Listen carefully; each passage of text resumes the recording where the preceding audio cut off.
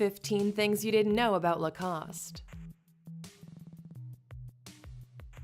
Welcome to ALUX.com, the place where future billionaires come to get inspired. Hello ALUXers, and welcome to another ALUX.com original video. This is the best place to get inspired and learn more about the things that make the earth go round. Today we'll look at one of the greatest clothing companies in the world, and it's none other than Lacoste. Lacoste is a French clothing company that has been around for over 80 years now. It was founded by the tennis player René Lacoste and André Gillier. It's a place where you can get the best high-end clothing, eyewear, watches, leather goods, perfume, and even footwear. However, the most popular thing about the brand is their polo shirt. Lacoste is a big name, especially in the sporting world, and it commands a lot of respect from players in all corners of the industry. So, without wasting any time, let's look at the 15 things you didn't know about Lacoste. Number 1. The founder René Lacoste was nicknamed Crocodile, thus the logo. To recognize the company, all you need to do is locate the green crocodile. This logo was chosen due to the nickname given to René Lacoste in the tennis world. They called him the Crocodile because of the tenacity he displayed on the court. If you didn't know how they came up with the crocodile, now you know. How's that for some trivial knowledge? Number 2. 50% of the brand has been sold off. Moss Frères, a Swiss family-held group, bought off a chunk of the company in 2012. After the sale, the remaining 50% remained under the ownership of the family. Today, it's under Ronwin Lacoste, and he is expected to pass it on to Elliot Lacoste to retain the line within the family. Number 3. French designer Christophe Lemaire brought a surge in the company. The popularity of the brand went really high when the designer brought in some new ideas to bring a more upscale and modern look to the company designs. As a result, at least 50 million of the Lacoste products were sold in more than 110 countries. Also, the contracts between the company and young tennis players have made the company even more visible.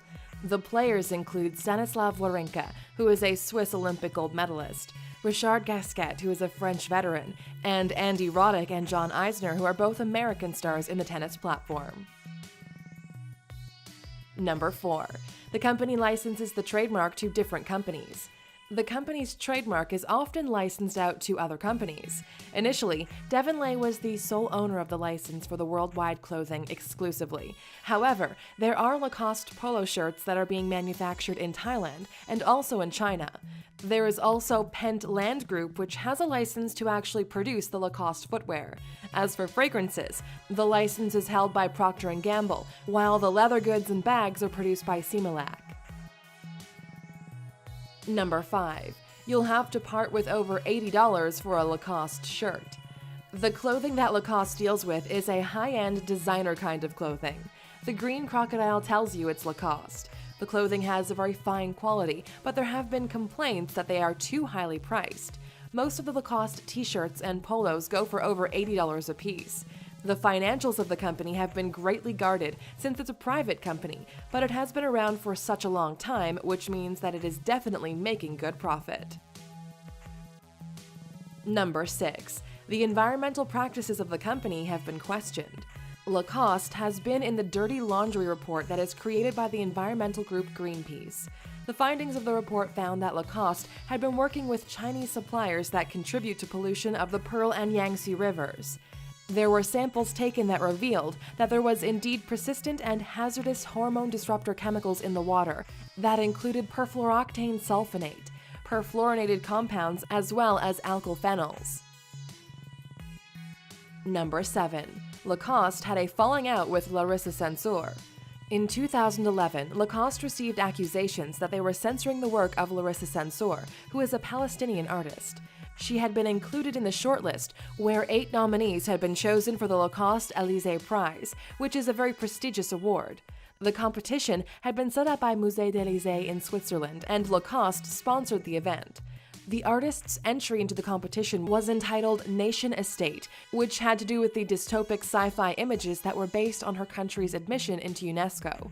However, before selection, Lacoste asked the museum to remove the nominee, and they cited the work as being too pro-Palestinian. This prompted the artist to go public, which in turn led to the museum coming out and giving her their support. They also said that they had decided to end their ties with Lacoste since it was insisting that the artist be eliminated.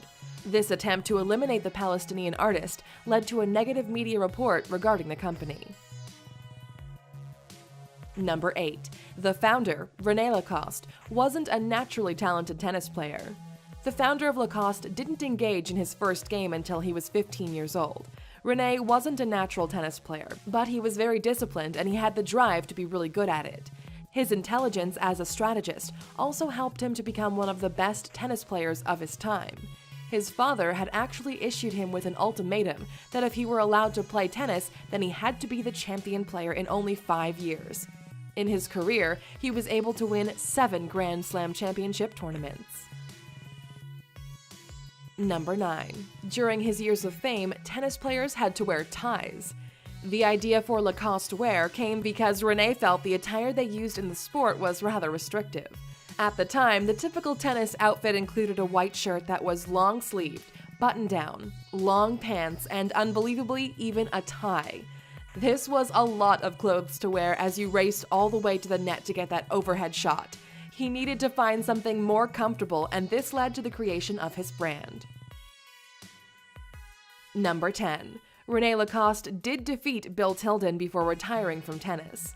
After René designed the new attire, he wore it on the court himself. He was able to defeat Bill in the 20s, and this was how France got their very first victory, and they held on to it for 5 more years. Bill said that René was actually the greatest brain he'd met in tennis, and that he underestimated the player. Lacoste had been able to find a way to beat him, and he realized this very late. René had to retire from tennis at 25 due to his respiratory disease. He then dedicated his life to making the finest tennis wear. Number 11. Lacoste's expansion only really started in the 50s. Initially, the company only produced clothes for tennis. However, the real expansion of the company only came about when Lacoste introduced colored shirts. In the 1970s, the popularity of clothing reached the US. The greatest appeal was the crocodile emblem, and this fact actually surprised the founder himself. The single logo has since spawned many imitators throughout the world. Number 12. The company exchanged hands from father to son in the 60s. Bernard Lacoste took over the amazing company in the year 1964 and was able to introduce even more lines to the business. The company has constantly hired experts to boost its look and visibility, which has led to a surge in popularity. Today, almost everyone wants to wear a Lacoste polo regardless of their occupation. Number 13. The founder of the brand was said to have a mechanical mind.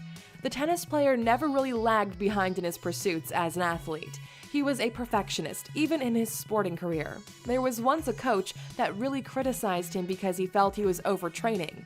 He also seemed to wear out his fellow practice partners. This is why Lacoste created the tennis ball machine. This was a hand-cranked device which he called the lance-ball. This guy also created his own version of the tennis racket. Number 14. The founder's inventive mind didn't stop at clothes. René Lacoste had a very inventive mind, and he did contribute to other areas outside of tennis. He came up with the polyurethane driver that saw a transition in the sport to clubs that were based on composite materials. Lacoste filed some new patents in the 60s to the 80s. The Lacoste brand sure has a great mind behind it. Number 15. Clothing proved to be Lacoste's greatest success. Despite his over-creative mind and the ability to create some of the most amazing things, the clothing line is what made him into a household name. The founder of Lacoste actually stood against all that traditional on-court fashion and opted for the polo shirts. He plunged head-on into the market after he left tennis, and the rest is history. Do you think the Lacoste fashion and apparel items deserve their hefty price in the market? Let us know in the comments.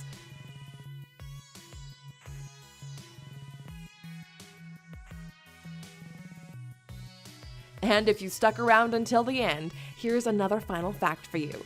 The founder of Lacoste died in 1996 due to heart failure experienced after he had surgery on his leg.